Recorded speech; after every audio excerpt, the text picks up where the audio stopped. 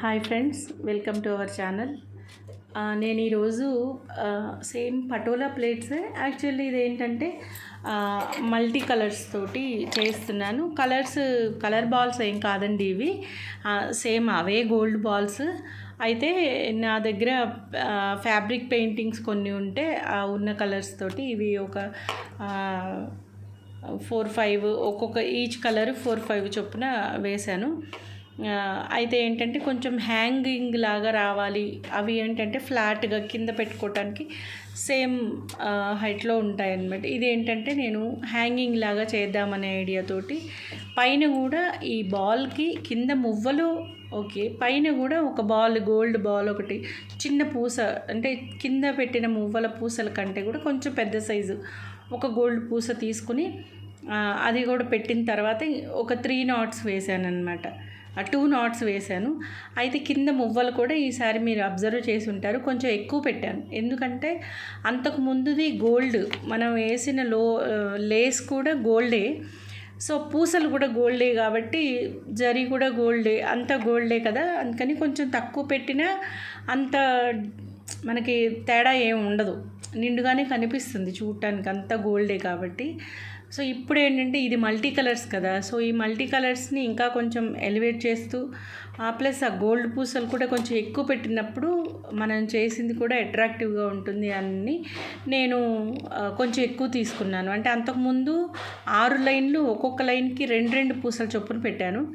ఇప్పుడు ఏంటంటే నేను 8 లైన్స్ తీసుకుని ఒక్కొక్క లైన్కి 4 పూసల చొప్పున ఎక్కించాను అనమాట. సో దానివల్ల కొంచెం ఒత్తుగా కనిపిస్తుంది, కింద కూడా కొంచెం మనకి ఒత్తుగా కనిపిస్తుంది. అదిగాక ఇంకొకటి ఏంటంటే నేను హ్యాంగింగ్ లాగా చేస్తున్నాను. ఫ్లాట్గా ఉంటే వేరు, మనం కొన్ని పెట్టినా కనిపిస్తాయి నీట్గా.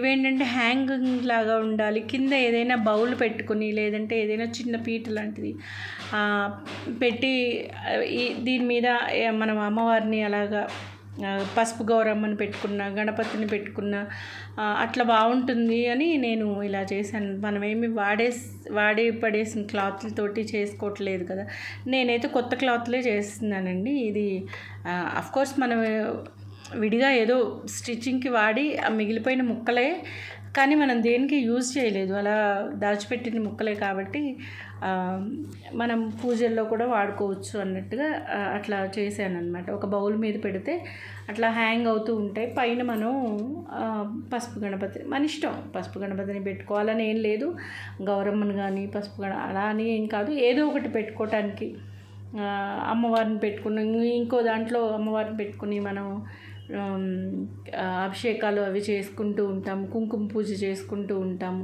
దీంట్లోనే ఒక బౌల్ పెట్టుకుని ఆ బౌల్లో అమ్మవారిని పెట్టుకుని కుంకుమ పూజ చేసుకోవచ్చు, లేదంటే అభిషేకం పెట్టుకోవచ్చు. శివలింగం కూడా కొంతమంది చేసుకుంటూ ఉంటాము, ఆ శివలింగం కూడా దీనిపైన పెట్టుకుని మనం అభిషేకం అది చేసుకోవచ్చు. అట్లా ఆ ఉద్దేశంతో కొంచెం హ్యాంగ్ అయ్యేలాగా ఉండాలి అన్నట్టుగా పెట్టాను.